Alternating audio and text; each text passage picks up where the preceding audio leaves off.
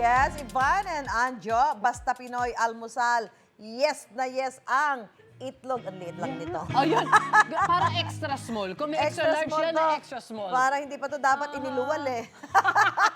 Kaya lang, Premature yung kaya lang mapapa-oh no ka naman Oo. sa taas ng presyo niyan ngayon, Suzy. Actually, yan pa naman ang staple, kumbaga, sa Yes. pamilyang Pinoy. At posible pa rin daw yung tumaas. Oh. Kaya si Chef JR as food explorer muna today sa San Ildefonso, Bulacan para alamin bakit nagmamahal ang mga itlog. Bakit Chef! nga ba, Oo Chef? nga, magkano ba yung mga itlog dyan ngayon? Can you expound? A blessed morning, Bakit ladies! naman? A blessed morning po mga food explorers at mga kapuso natin dyan. Yes, tama po kayo. Talaga namang marami sa ating mga kapuso ngayon ang napapakamot dahil nga sa sobrang taas ng presyo ng ating staple, kagaya ng sabi ni Ma'am Susie na itlog. At yun nga, nandito tayo sa San Ildefonso, Bulacan. Kasama natin ang owner ng poultry farm na pinuntahan natin, si Sir Bong. Sir, a blessed morning. Good morning. Sir, ang dami po nating manok dito ah. Ilang piraso ito? Ilang ulo ba? Sa 3,700 heads. 3,700 heads, ganun karami. Sir, bali mga ilang itlog ang na-harvest natin dito kada araw?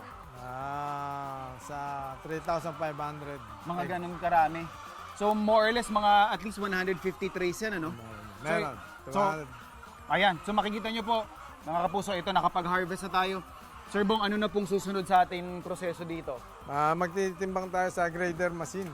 So, yung grading machine, something na pinag-investan nyo rin yan, ano? Oo, Hindi pwede ng mano-mano to, sir, no? Hindi pwede, mahirap. Pero sir, matanong ko lang din po, yung bago dun sa grading machine, mga gano'n nyo ba kadalas pinapakain tong mga manok ninyo?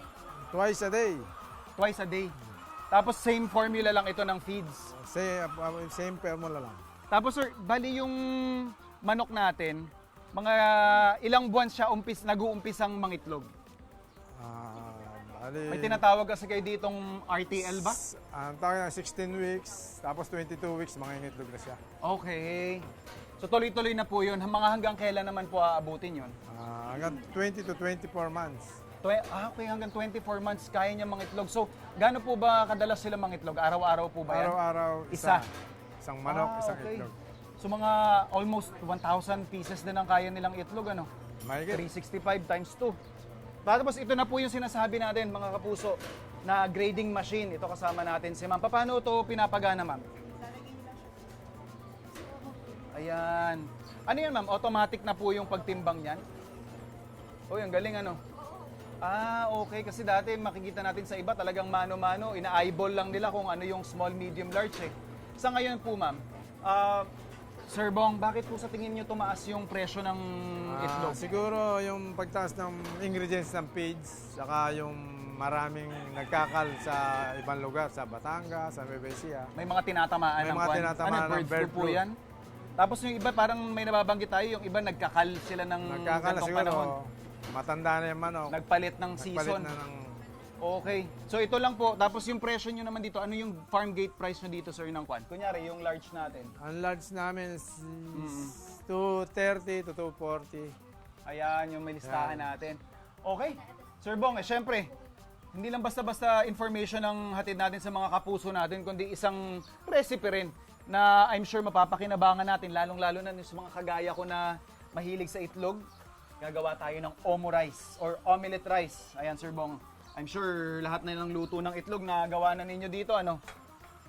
Ayan, so Bago yan.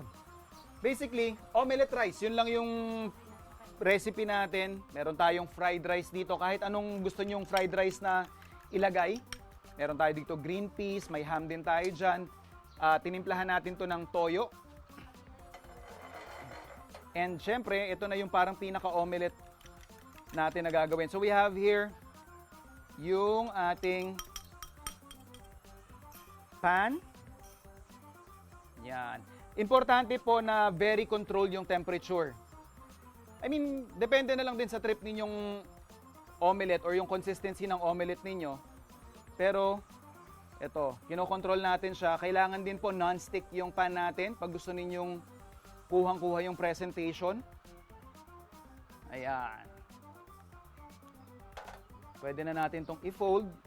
Once na nakita nyo na namumuo na yung ilalim. Sa amin sa kusina, ito yung isa sa mga ginagawa naming trade test sa mga nag-a-apply na kusinero sa amin. Kung gaano sila kagaling gumawa ng omelette. Kasi dito daw malalaman kung gaano ka-skilled yung ating kusinero. So habang nagre-rest yung ating omelette dyan, prepare ko lang yung ating plating. Yan. So we have here yung ating fried rice. Yan. So ayusin lang natin yan. Mga restaurant levels daw to eh. So lalagay lang natin yung ating omelette. And then of course, kailangan yan ang maging gitna niyan. But then again, depende nga kung anong type ng consistency yung gusto ninyo. Pero yung mga nanonood ng mga pagkain sa Japan, ganito yung itsura niya. And of course, yung sauce natin. Medyo technical yung ating omelette rice, pero once na ma-practice nyo ng mas madalas yan, mas makukuha nyo na yung magandang itsura at saka yung magandang consistency. But kung ano man yung kalabasan yan, I'm sure masarap pa rin pag kayong gumawa sa inyong bahay. Ready na yung ating omo rice. Yan o, simpleng-simple, saktong-sakto. Sulit na sulit, lalong nga kahit medyo mahal yung itlog ngayon sa gantong recipe. Panalong-panalo.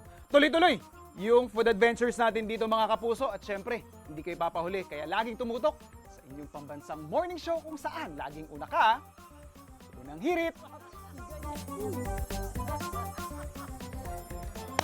Nako! Chef!